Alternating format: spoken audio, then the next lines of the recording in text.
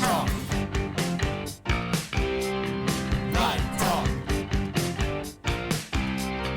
Lumen Brothers. Light Talk.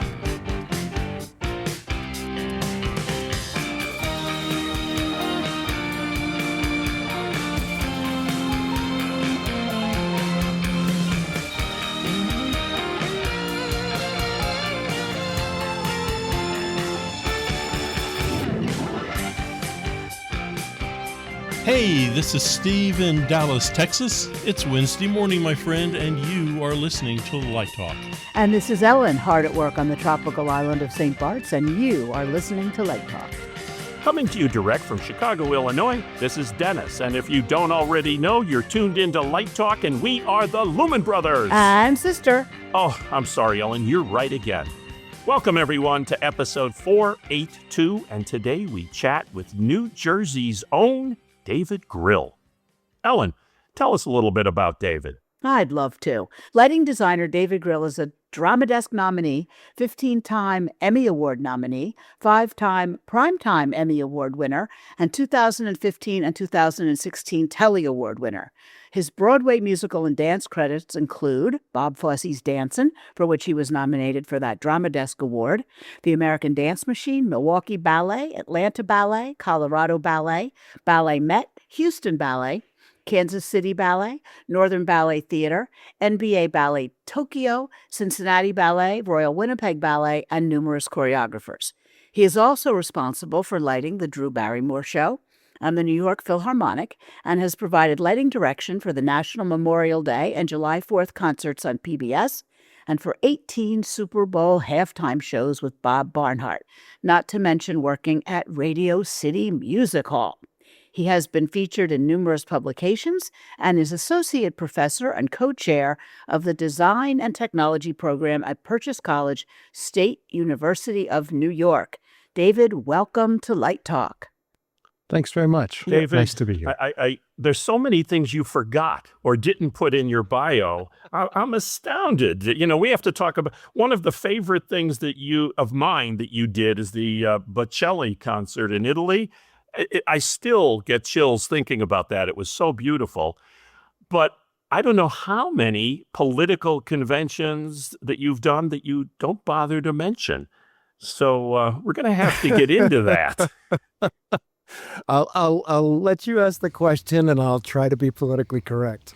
Do you have non-disclosure agreements with the Democratic, Republican, Communist Party, a Green Party? And Yeah, there were several of those, but I think now it's all common knowledge. I should point out in full disclosure, David and I are old friends, and I think it was 2012 we collaborated together on the Republican National Convention in Florida with Mitt Romney. And Yep. well, there's his problem. That's what cost him the election. And for years before that, David collaborated with my hero and David's as well, Bill Klages, on just about every Republican convention since George Washington. Yeah, it was, I think the first one I met Bill on was through Richie Beck, and it was Philadelphia, whichever year Philly was. But then we went on to do Philly and New York City and Minnesota, and with you in Tampa, and then Cleveland. Yeah, a lot. That's impressive. Quite a few. Yeah, New York City was where I first met you, I believe, in 1980, I think that was, or...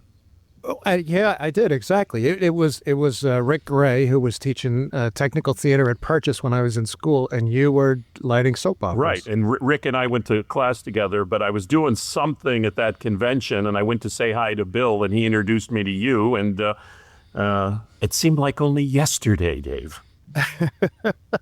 Well, thank God we haven't gotten any older. Yeah, that's for sure. The same Rick Gray that's at the Wynn in Vegas?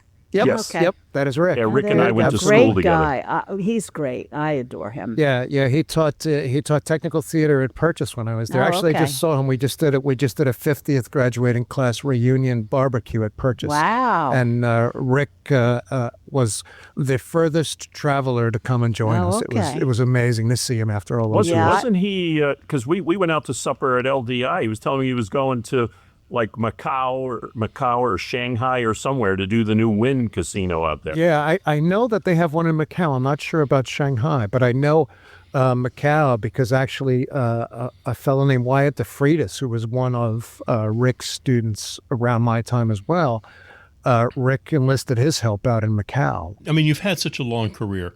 What was the big turning point in your career? What happened and you went, I have arrived, and the really successful, amazing stuff has taken place?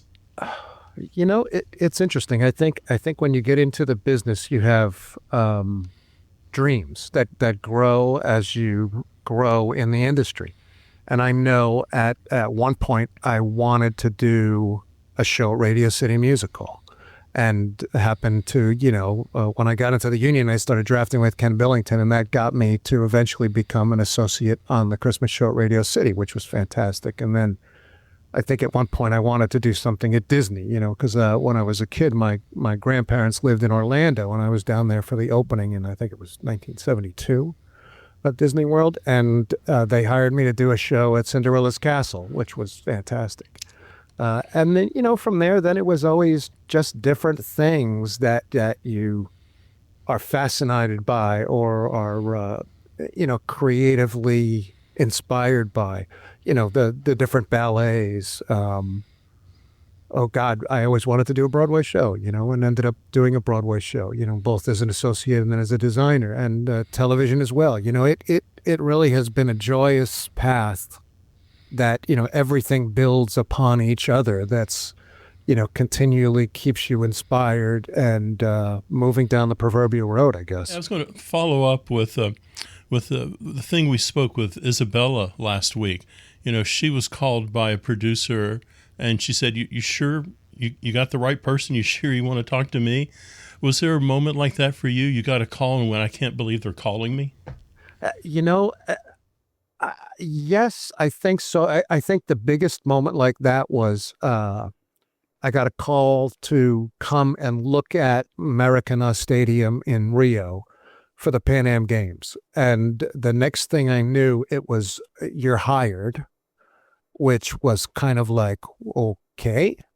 And then there was one day when the folks were programming, and I walked in, and it was one of those interestingly moist atmospheric conditions where, the haze had become, like a foggy London day in the middle of Brazil at 85 degrees and, 700% humidity or whatever it was.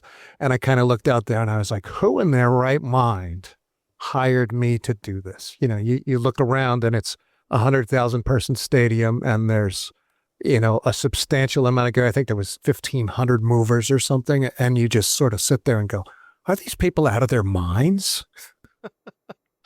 It's interesting. You talk about you always wanted to do a Broadway show, and correct me if I have the numbers wrong, but you graduated from Purchase in 1986, I think it. Yeah.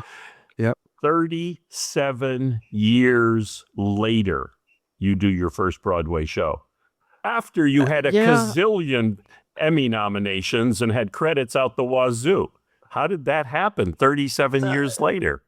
I was I worked with Ken Billington when I got out, and that was a sort of a path to meeting producers and becoming what I guess I without being an egomaniac, I'd say was sort of a really good reputation as an associate. And worked with Chris Parry. We did Tommy together. God, must have been every company after Broadway, which was won a Tony and a Dora in Canada and an Olivier. So, things like that. But it was one of those things where I knew the producers, and I didn't grow up when I got out of college in the off-Broadway market. So as the directors were growing and becoming people that got Broadway shows, I was off doing corporate theater and dance. So I wasn't really known by that group of directors, So then it was one of those things where I had always thought, God, I would love to do a Broadway show. And then it got to the point where I had done well career-wise in a lot of other things. And I thought to myself, I had met Wayne Salento, who choreographed Tommy, and we became incredibly good friends. And lo and behold, at one point, I think I said, God, I'd love to do a Broadway musical, but I want to do it with friends, because the stress level is so high on everything. I think when you get to that point in your career where you can sort of pick and choose, you want to do things where you're working with your friends, because then it's, I guess, Three Musketeer-esque, all for one and one for all, right? And lo and behold, Wayne was doing dancing and asked me, and I had an amazing experience, sort of the ultimate in collaboration between Wayne and his team and our friendship and my team in lighting. And it was pretty spectacular. And you know what, Dennis, I don't regret that number of years passing, because I think, you walk in and you know why you're there and you know what you need to do. And it removes a lot of the fright, I think, and the indecision. And it was fun, it was great. I read an interview that you had conducted. I think they asked you what your favorite show or your favorite project or whatever. And you said dancing because, and one of my favorite songs in dancing, having seen the original, I'm sorry I didn't see your revival, is the Mr. Bojangles segment. But you mentioned that the Mr. Bojangles piece was a favorite for you because it reminded you of how special your mom was. Yeah. Yeah. My mom passed away in early 2022, and my dad followed. But, she was the person that, I didn't start in lighting. I was a lighting person in high school, and I started college as an engineering major, so then all of a sudden I quickly learned that, after weeks of calculations in all of those, math courses, when the answer was X, I kind of went, why? It didn't really have much of a meaning to me. And the dean of students at, I guess it was Manhattan College in the Bronx said, there's this place, Purchase, where you can be a lighting designer. And, college prep high school, they didn't say crap about, you can go to college to be an artist. And that led me to Purchase. And, it sticks with me to this day. I was fortunate, my parents had me when they were in their 30s. I was only child. And I remember calling my mom and saying to her, I'm going to go and do lighting design.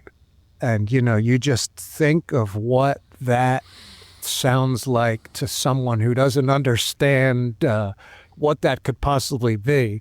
And she said to me, if that's really what you want to do and your heart is in it, we will support you. No, that's great. And I love her for that, because that's a lot.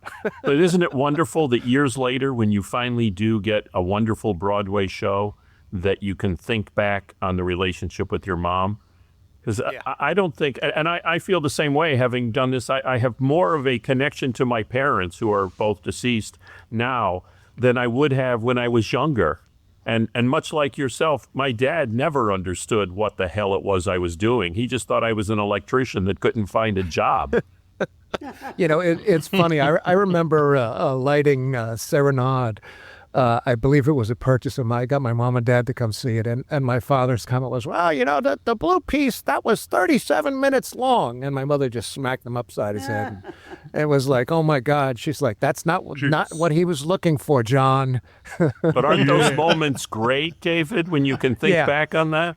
I mean, they were great. And to the whole Radio City thing, it's my mom used to go to Radio City with her mom, my grandmother, when she was a kid, to see movies and to see the Rockettes. And at one point I was working with Brian Monahan and helping him with Frank Sinatra, and got my mom and dad tickets to Frank Sinatra. All of a sudden after that, my mother knew what I did for a living. And it was the same way actually at Radio City. My dad, I was doing Anne Margaret and the Rockettes with Ken Billington, and got my parents to see it, and my dad got to meet Anne Margaret. And it was, after that point in time, it was my son as a lighting designer. Oh, What a great moment. that's sweet. But how did you go from like being a great assistant to Ken to being like the dance maven? Well, when I was in college, I used to work as much as I could at the Performing Arts Center at school. And Dance Theater of Harlem made a deal with the college where they were archiving their repertoire with video. And then they were doing performances afterwards. And I needed to make money. And I was working on the crew for that. And I got really friendly with Paul Moore, who was the production stage manager. Then he went on to he was like the business agent of the directors, it was the Editors Guild in New York City. And he was also one of the reps at Local 829. And he introduced me to all the right people. And then something opened up where, the Workshop Ensemble, which was their second company, was looking for somebody to do lighting. And then there were also at school, in order to graduate, dancers needed to do dance projects, both dancing in and choreographing. Excuse me. So, it was natural. It was a way to really experience lighting and get in at the most low level of, working on senior projects with fellow students and a lot of really good choreographers. And that was sort of the thing that I fell in love with. It was, and you know what, Ellen, it was like, people used to say, oh, you'd say, what do you do for a living? You'd say, oh, lighting designer. And they'd be like, at Rickles, which was, Home Depot before Home Depot, it was like the light bulb store, right? And then you would be like, no, not quite. And you really didn't want to explain it to them. And then you would say, it's like rock and roll. And then they'd be like, oh yeah, great. And then they would leave you alone. And then at a certain point, I came to this conclusion, and I don't even know how. And I said, you know what I do? I choreograph with light. Oh, that's a great line. Great description. Yeah. And I think that was it. Dance teaches you how to move everything. What paintbrush is it? What the timing is? How do you get from a place to a place? How do you move the audience's eyes? And then also, how do you forward the story? Even if there isn't a story in dance, there is a beginning, middle, and an end. So how do you help do that? And that really, and I still love doing that. Absolutely and the lighting, adore it. unless you're doing, like a full-length classic ballet, there's quite often not a full set in dance. So the lighting Exactly. is really the scenic element in a way. Well, and it's great too, because you're painting beautiful bodies that are generally, even if they weren't in costumes, you look at the musculature that a dancer has, Right. and it's a joy to light. Right. Yeah, absolutely. It teaches you a lot about lighting too, angles and Absolutely. And it also teaches you about what dancers need, which is part of collaboration, which is part of a conversation that you're going to have with whomever the performer is that you're working with. It's an opportunity to really get into their world and invite them into your world. Do you play an instrument, David? I played a trumpet poorly in high school. So you understand the reading music and you have a musical sense then? Yeah, I have a musical sense. I doubt that I could be proficient and tell you where we are in the music, but yes, I understand musicality, which is another part of it, right? Timing and musicality. yeah. Yeah, it's interesting because you've done your career is so music oriented between dance and look at all the halftime shows you've done. You've done what, 15, 20 Super Bowl halftime shows? Yeah, I think it's in 18 or something like that. Yeah, the bio says 18. Talk to us Yeah. about that, because that is quite an experience. I've talked to Bob Barnhart about it a couple of times, and not only is it a huge setup for a very short show, but there's so much pre-planning so that it can all come together in 7 minutes. No, absolutely. I mean, I started, I became really friendly with Bob, and he invited me to program for him on Super Bowl 32, which was my first one, which was San Diego, back in the day when it was, a mishmash of every artist you could imagine, and if you think back to the origins of it, you had the Up With People halftime shows, you had the Disney character halftime shows. And now it certainly has expanded and grown, but it was great to get in that era when it was sort of, maybe not politically correct, but an appendage to the Super Bowl. It certainly wasn't treated then the way it is now by the NFL. It was a pain in the NFL's butt in the middle of the massive football game. Who do you think changed that? Because you also had the Bob Yanni years, and Yep. you had the Up With People, and then all of a sudden that was all abandoned, and it was something completely new and fresh. Yeah, it's interesting. Dennis had mentioned, I guess it was 2001 was the first of the MTV halftime shows. Was Aerosmith and NSYNC and Britney Spears and Mary J. Blige, I think, and Nelly. Maybe I'm forgetting some other people. And that was the first one where it was different. It was appealing to a whole different audience. And then I think that sort of scratched the surface. It was still, I think, not necessarily like it's seen today, like a major part of the Super Bowl. It was still, the show in the middle of the biggest show, right? But I think the where the entire attitude of the NFL changed was the Rolling Stones. I'm not by any stretch of the imagination an expert on this. It also seems to me that it had something to do with figuring out how to light a stadium so that shows didn't have to be, Michael Jackson performed at 2 or 3 o'clock in the afternoon. All of a sudden that shift to nighttime NFL games, and something happened there too. Well, yeah, and it's interesting that you say that, Steve, because, it's, I think it's a 3 o'clock game if it's on the West Coast, and then it shifts up to like a 6 o'clock game if it's on the East Coast, because it's all designed to work with the international audience, right? So if you're on the East Coast or Central Time, it's probably going to be a nighttime event. As it shifts, and I think back to Katy Perry when we were in Phoenix, and you sit there and the game is going fast, and you're looking out of the roof going, oh my God, we may not be dark, and talk about frightening. Well, Bad Bunny was in light this year. Yep. Well, West Coast game. Sunlight, yep. Yep. Exactly. So there are times when it is definitely going to be a daytime show, and then there are times when it's going to be a nighttime show, and then there are times when you're at the mercy of how fast the game is played. I hadn't thought about that, but that year of planning, the choreographer, the scenic designer, you guys, everybody has to think, let's plan for the sun to be up. And if it goes down, we're great, but we're still great if it doesn't go down. Because the Bad Bunny show was quite good looking. Yep.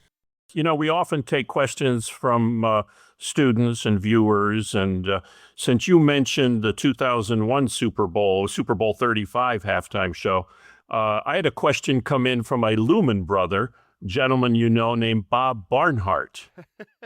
And Bob said, I'd like to give you a story and see what David Grill thinks. When we lit the 2001 Super Bowl halftime show, we had to wait for 9 hours to take the field and put on the halftime show. There happened to be a minivan bench that was removed and was sitting under a tree in our compound. For most of the day, while we were waiting, Dave could be found passed out under a tarp on the minivan bench. My question is, ask David what part of this story he'd like to tell about what happened the day before. Oh, God, I will get even with him next week. That's all I can tell you. That is all I can say. Because the funny thing is that Tony Ward, who he's vice president at PRG, was one of the gaffers on that show, or a best boy. And about 3 months ago, Tony came up with that picture, which we all remembered, but we didn't have any proof that moment ever occurred. And Tony so graciously sent all of us a group of pictures of when we were all, shall we say, from my cousin Vinny's, the Utes, right? And yeah, it was, hey, I was there. I can admit that I was there. The day before the Super Bowl, there was traditionally always a big gala event or party, whether that was by production or whether that was the lighting team, and I perhaps had overdone it that night. and it is funny because I think it was Richie Beck Jr. or Doug Purcell that said to Bob, "Are you worried about him?" And he's like, "Nah, he'll wake up, have a hot dog, and he'll be fine." I should That's point funny. out that to our audience that Bob Barnhart has absolutely no malice aforethought about asking Dave. As a matter of fact, Bob asked me to read this little thing for the audience. Dave Grill is one of my best friends. Between Dave Grill and Pete Radice, also a friend of Dave's, we've had so many amazing moments around the world, most of them at bars after work. Dave is as organized as you could hope for or fear, and will make sure that all your T's are dotted and all your I's are crossed. And yes, I know what I said there. But word of caution, Dave will label and assign all of your walkie-talkies, and God forbid if you put your walkie in the wrong charger slot. Every slot has a name, and you will be notified if you failed. Yeah. No, 100% true. You guys have a great rapport, and I get jealous when I see that because I know you've worked with some of the best. But you know what, Dennis? It's something that both of us learned from Bill Klages, right? It is lighting, and I'm certain Bob would agree. Lighting is the ultimate team sport. There's no I. There's someone who's going to get blamed and someone who has to be responsible. But at the end of the day, without a good team around you, you are nothing. One of my fondest memories happened to be working with you when we were doing the presidential convention in Florida, and you took me to the fabulous Burns Steakhouse. Yep. And actually, several jobs that we hooked up on. I've had the best steak dinners out on the road with you. Well, but you know what the thing is, Bob always says it. No matter what you're left with on any of these shows, you're always left with the stories, right? And Bill Klages was the person who, the first day I was in Philly with Bill, he said, Dave, where are we going to dinner tonight? And I picked dinner, and we walked out of dinner, and I heard him saying to Richie Beck Sr., he said, he'll be great. Because I guess Bill had figured out that, if Richie was going to say that I should come, that I was competent to do the job. But, he was always a person who was like, why would you want to work with someone that you didn't want to have dinner with?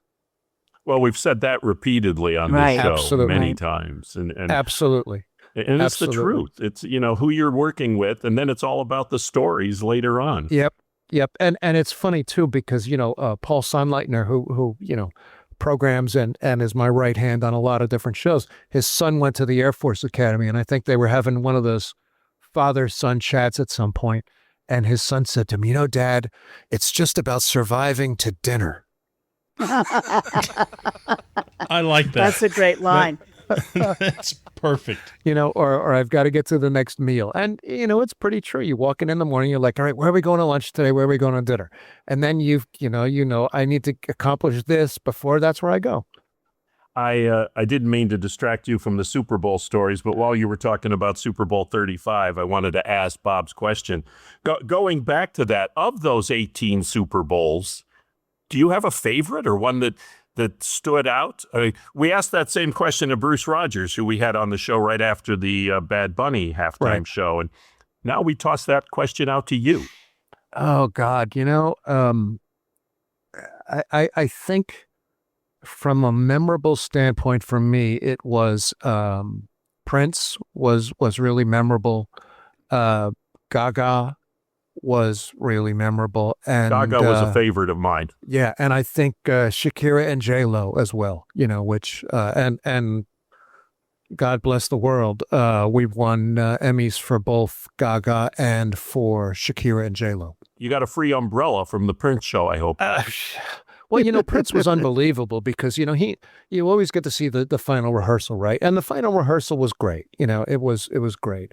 But the moment that it started raining, Prince went from great to godlike.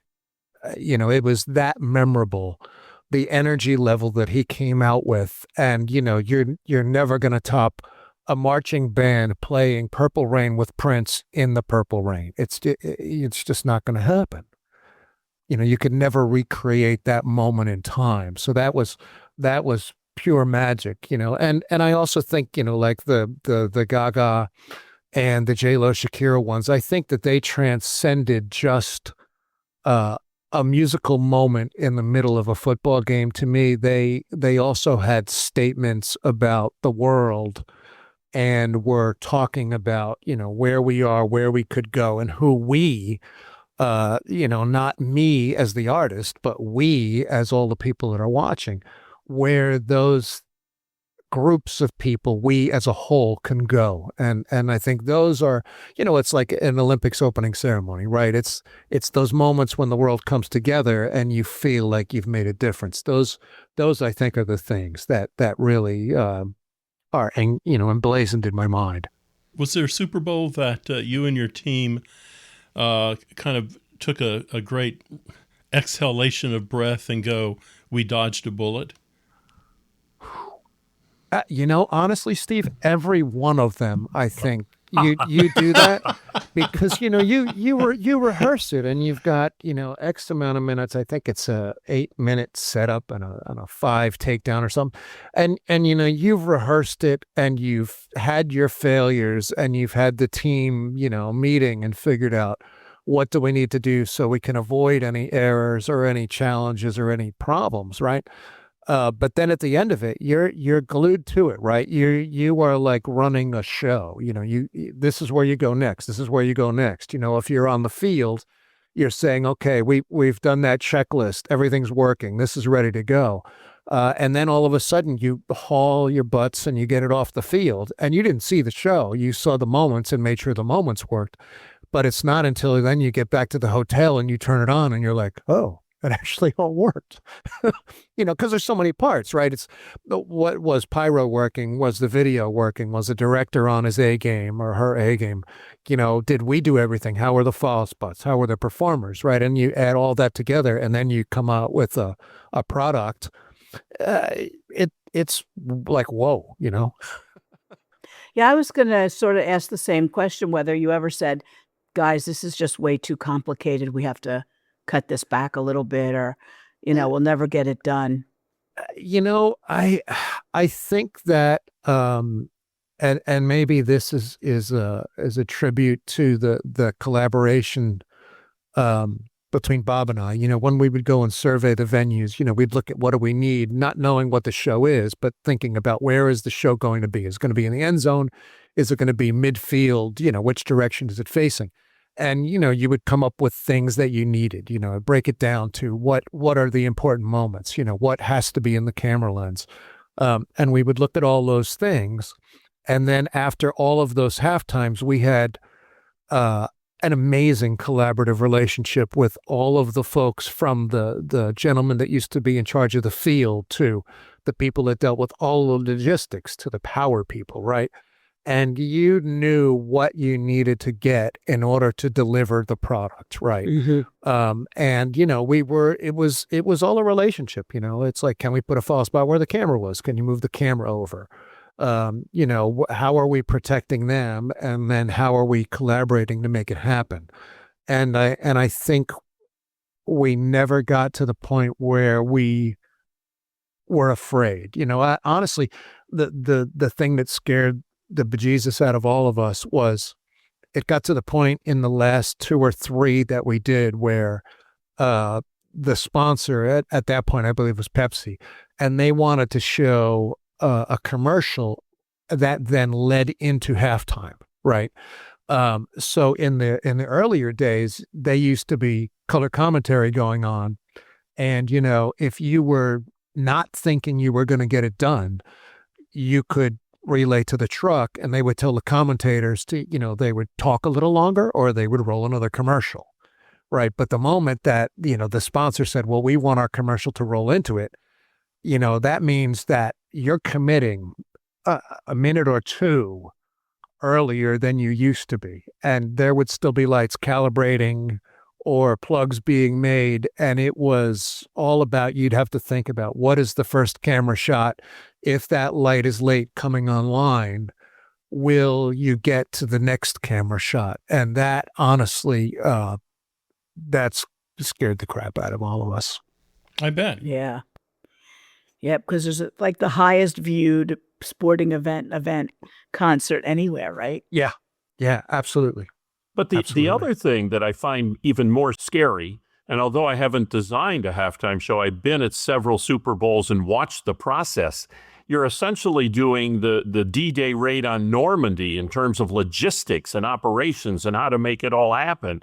And the reality is, for what we do for a living, you're artistically trying to tell a story. How do you blend that? How does the artistic design sensibility predominate when there's so many mechanical pieces and parts that you have to juggle? Well, you think about what is, Bill Klages used to always say, the cameo comes first, right? It was all about the star. And does the star look good? And if the star looks good, everything on top of that was a bonus, right? And I think with the relationship that Bob and I have, there was then what is the background, right? And, as a lighting designer, lighting director, you have to educate other folks on where is the best shot, right? I mean, Dennis, you do it all the time, right? Well, if you move the camera over here a little bit, this would be a much more attractive background, right? I mean, it's what we do. And I think our ability to work with people and, to sort of guide those moments helped you understand, right? Because if you don't understand that a show of that scale, right, and any of these shows, right, that are stadium shows, if you don't understand where you are, why didn't you do it in a warehouse?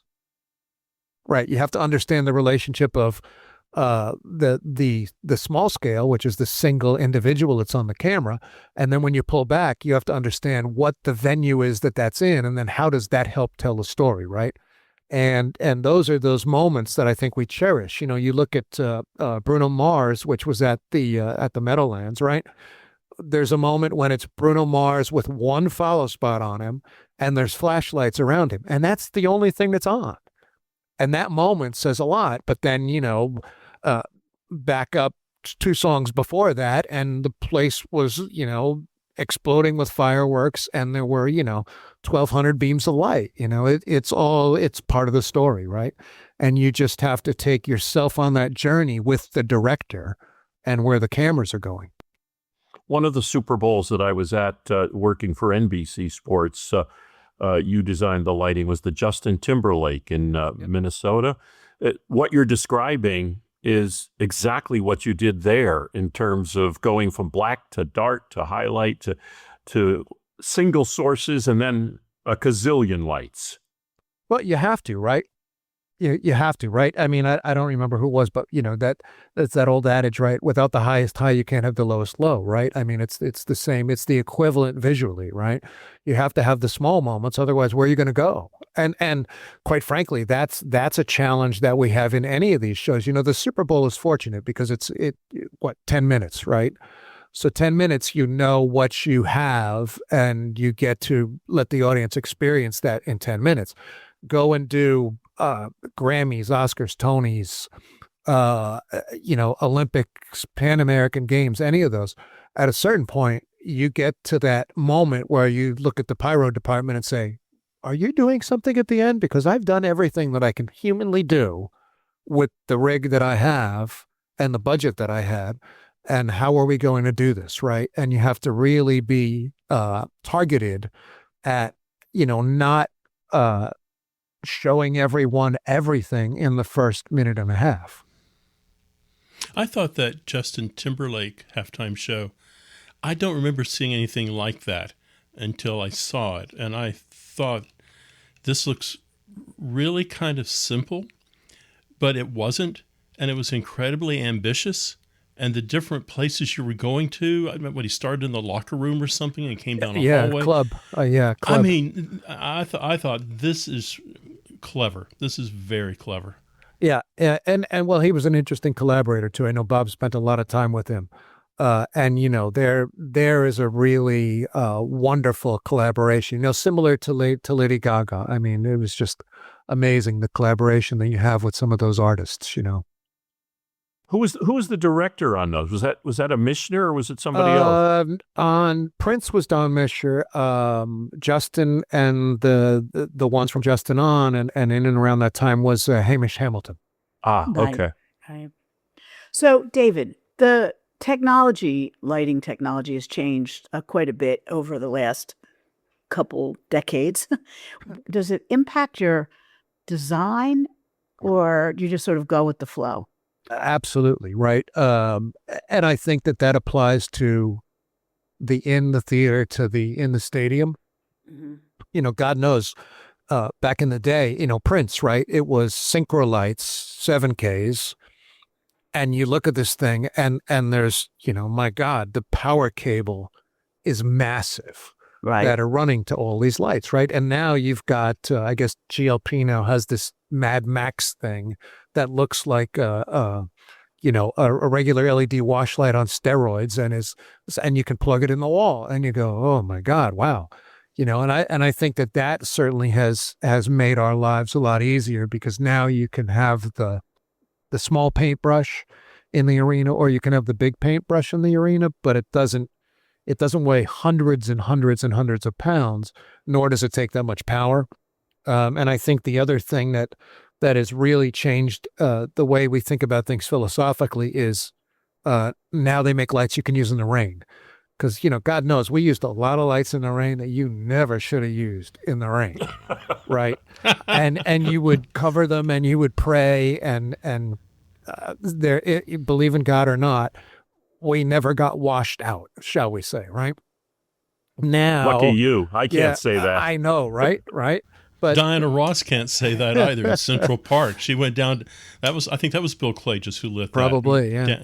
Down to one follow spot, hanging on for dear life. Yeah, and that's exactly it. Now we have the technology where, no matter what the atmospheric conditions are, you still have light, and it's more powerful. So you don't have to say, oh God, I need. Well, I mean, Dennis, the convention in Cleveland. We were trimming it 85 feet because they wanted to see the scoreboard. So every light, Ellen, it was, sort of lit from four directions, right? Because you never know where the camera is. We triple hung it. There were 3 movers going to every place from 4 sides because it was the throw was so far and you couldn't generate enough light level at that distance. Speaking of the technology, I had read in an interview that you had said that when you were doing dancing, there was not one single incandescent fixture in the rig. Yep. Is that a first on a Broadway show where there's absolutely all LEDs? I don't know. Because I see a lot of shows and it's usually a hybrid mix of stuff. Absolutely. I don't know. I'm sure there was probably someone before dancing that did it. But it was, the way that it worked, it was interesting, and there's positives and negatives, right? I mean, hey, we were all born and raised on incandescent sources, and, the beauty of that light as it dims and how that changes the color is pretty magnificent, right? And all the other things that we learned about incandescent sources, how do you get them all to come up evenly, right? I mean, those are all things that we've learned. But I mean, I think back to Tommy, where we had scrollers and Varilights and conventional lights, and you were trying to do a color bump, and what a nightmare that was, because the Varilights were moving in like half a second, the scrollers were moving in 0 counts, and the incandescents were in 0, and you just spent, an inordinate amount of time trying to get everything to land at the exact same time, right? So I think the advent of the LED is great because it helps you with like 0 counts, right? Right. Instant blackout. and accents. If you want the exclamation point on the end of the lighting moment, you can certainly deliver that. But they're not so wonderful sometimes when you're trying to lure someone into the visual picture. Your former student and fellow colleague, Jen Schriever, on her show that we did, was titled, "I Love a Light Bulb." Yeah. Well, and the thing is, I think about it from an education standpoint. I think about everything that I learned from an incandescent light bulb. And honestly, it is all viable information that I think is critical to understanding LEDs and all light sources. You understand, because it's much more, I think, tactile, maybe is a good way to look at it. With an incandescent source, you can coax it as opposed to having to manipulate it, which I think is the way that I look about an LED, right? Like, how do you make an LED work in spite of its deficiencies? Sort of like real light as opposed to LED light. Yeah. I mean, I have to say that sometimes, you love an LED because if you've got like, Roscoe 83 at full and you're like, oh, it's a little overpowering, I'd like to be a little dimmer, and you can take it to 50 or 30 or 20 or, God knows on some of these LEDs to 02, right? And it's still too damn bright. But it's the same color, which is great because you can apply the color without, having to go and change all the light bulbs to smaller light bulbs. But pluses and minuses. But you're right. It's you end up having to do something to customize the fixture. I just put a bunch of high-end system lights in a studio, and I couldn't get them to fade low enough, and I was operating them at 02, 04, like you're saying. And I had high-end fabricate ND caps to put on the front end of the moving lights so that we had ND6 on all of them, as opposed to the old days when we'd gaffer tape neutral density on the front of the movers. Absolutely. Watch them flap all over the place. Absolutely. Well, and hopefully the old timers, that we will all have the ability to pass on that knowledge to the youths. You mean the ones that don't know what a gel book is? Yeah, Right. Yeah, those things. You've got me intrigued there, Dennis. Does that ND cap fit on the Halcyon Silent by any chance? They can do that. I put them on Lone Stars. Okay. Cool. You've inspired me. Oh, there you go. David, what did you do during the pandemic? I taught. Okay, we that's good. we were vehemently opposed to the world of the Zoom. So we finished up. I think we left in the middle of March, and we finished the year on Zoom. And then we just insisted that no, you have to be in person. And I think dance came back at Purchase, and we came back, and acting, and maybe some art and design people, but the rest of the campus was empty. And that, enabled us to come back with, everyone 6 foot apart on everything. And, not ideal situations, but I think, the impetus behind live theater is that you have to be able to be around people where you can sense, are they breathing? Are they silent? Are they talking? Are they waiting for the next moment?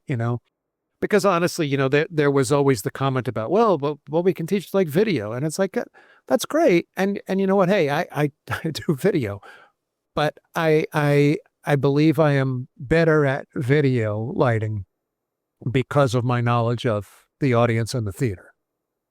And so we were back, and we were in person, and there were times when you went remote the next day because someone had caught something. But thankfully we got through that year teaching, because there was nothing else around, Yeah. Certainly no work. No. And you know what? Bob and I did Memorial Day and July 4th, but, he covered all the West Coast stuff because you couldn't travel, and I covered all the East Coast stuff. And it was all, little studio shoots, or, one actor and one camera, and, you were the the gaffer and the designer and the voice of reason that was there locally, and there was a bunch of people watching you on, whatever the program was that allowed you to watch video and talk to people from all their basements. Well, didn't you load in and hang Drew Barrymore during the pandemic? Yeah, that's true. That's true. I'm glad. Because I was doing something at CBS. I wanted to go over and say hi to Bob, and they said, "Oh, Bob can't be here because of the pandemic," and you were doing it. And it was. Hey, I was really fortunate, because it was one of those things. It was Bob's show, and they had done a bunch of the design work and the plots and everything, and then it was. We can't travel. You can't travel. So he was like, well, my buddy Dave could handle it, and he's in New Jersey. So, I was with Drew for probably a month and a half, and we got that show set up before the pandemic. And actually, it's either the first season or the first 2 seasons was without an audience. That's interesting. Huh? Yeah. And then they put in the audience, and we went in and lit the audience. For the what you see now is what happened after the pandemic. The first year, there were no bleachers, there was no audience. It's interesting during the pandemic when the live event situation was curtailed and everybody was doing Zoom, which is essentially how you and I make our living, Dave. Yeah.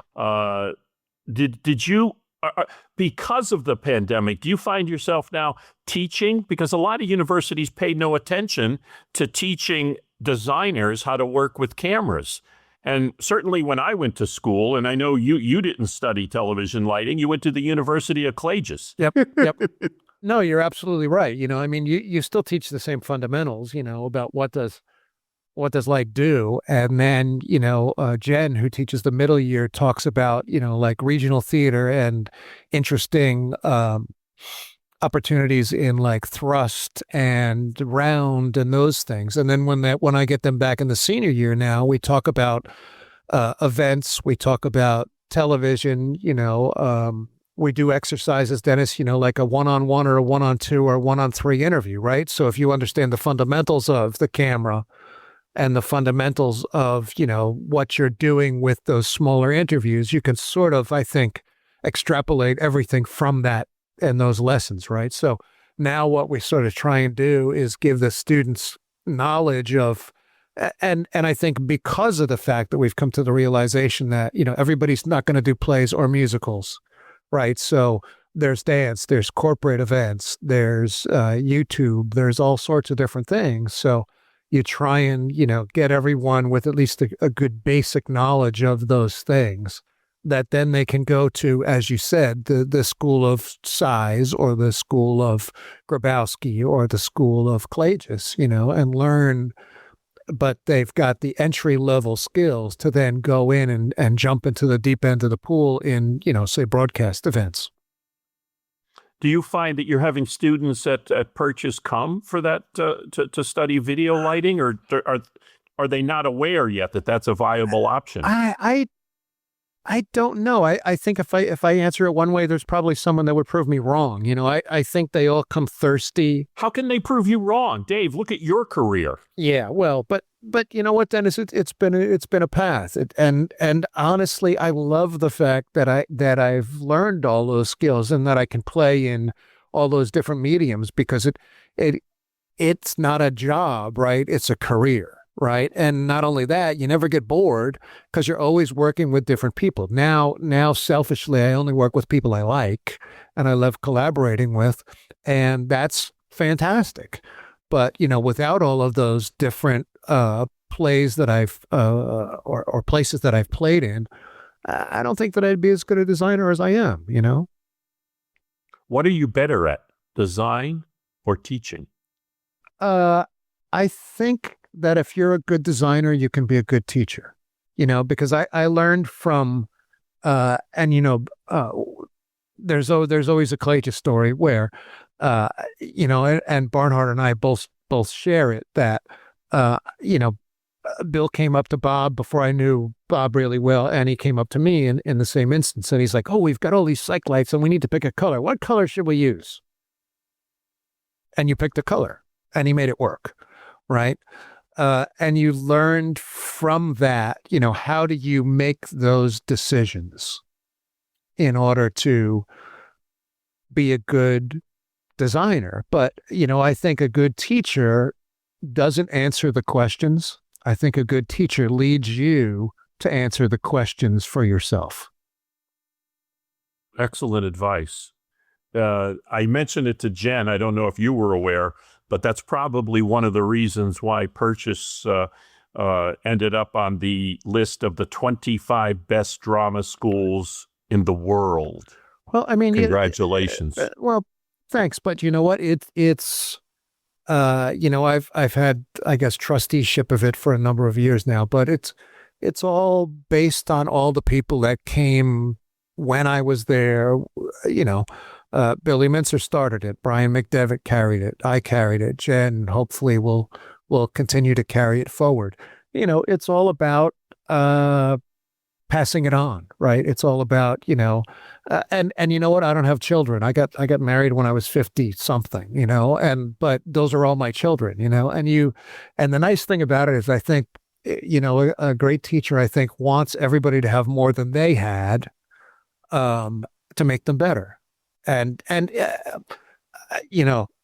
Jen's done a lot of shows, and the first show that she invited me to and said, you must see, was Lost Boys. Wow. I've said to her time and time again, well, you're going to invite me? You're going to invite me? And she's like, yeah, you can come. And this one, she goes, I want you to come. Wow. Well, I think this was like a real turning point in her career. Oh, absolutely. And brilliant. Absolutely brilliant. If you watch a show like that, and I'm not saying it's the only show, right? But you watch a good show and you think about everything that we teach in lighting, color, form, intensity, movement, right? Selective visibility, revealing the form, choreographing light. You watch a great show and because you don't see the lighting. You understand the story because of the lighting as being part of the story and how you tell the story. That I think is the key. And I think that's the key to a good design. I think that's a key to a good educator, right? Is guiding people. And college is about screwing up. If you don't do something just horribly wrong in college and learn from it, you probably didn't apply yourself as best as you could in college. Well said.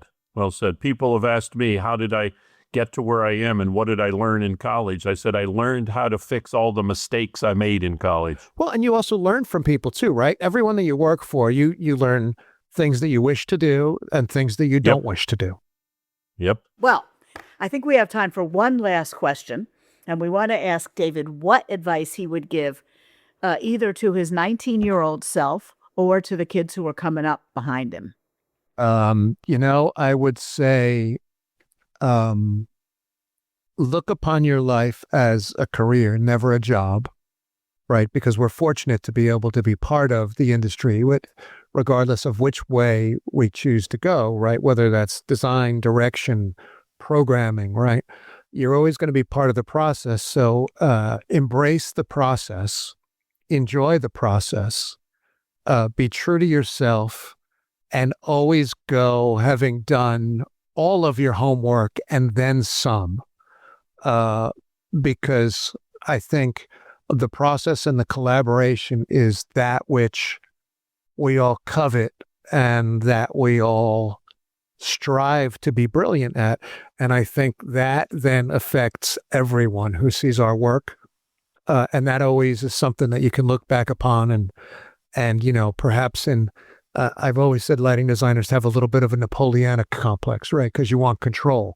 But when the audience, you tell them when to breathe and when they shouldn't breathe, that's wonderful, right? Because then you see that emotion and they don't know where it came from, but it makes you smile and it makes you cry. Well, that's great advice. Good advice. Yep. I'm going to cry myself. Aww. The rocking sounds of the Luminoids tell us once again that you've spent another Wednesday morning listening to Light Talk. You can hear our show on just about every podcast site out there. Check out our website on lighttalk.org and be sure to follow us on Facebook and subscribe to our podcast. That way you will never miss a second of Light Talk insanity. No guarantee is offered regarding the accuracy of any statements or opinions made on this podcast. However, Hey, listeners of this pathetic gibberish. You haven't heard from me for a while. David's been keeping me pretty busy with our own light talk after dark, if you know what I mean. But trust and believe, if you do decide to litigate, you will have to deal with me, Snoot from the Snoot Group, and I'm not any softer, so don't f*** with me. Light Talk is coming to you today from the tropical paradise St. Bart's, the Lone Star State, Mahwah, New Jersey, and the entertainment capital of the Midwest, that windy city of Chicago, Illinois. be sure to join us next week when we dive into more lighting shenanigans and serve up a fresh, piping hot casserole of nonsense. Light Talk, thanking David Grill for being a wonderful guest today and broadcasting questionable Lumen knowledge and humor around the world. We'll see you all next Wednesday morning with episode 483. Bye-bye from Light Talk. Bye-bye.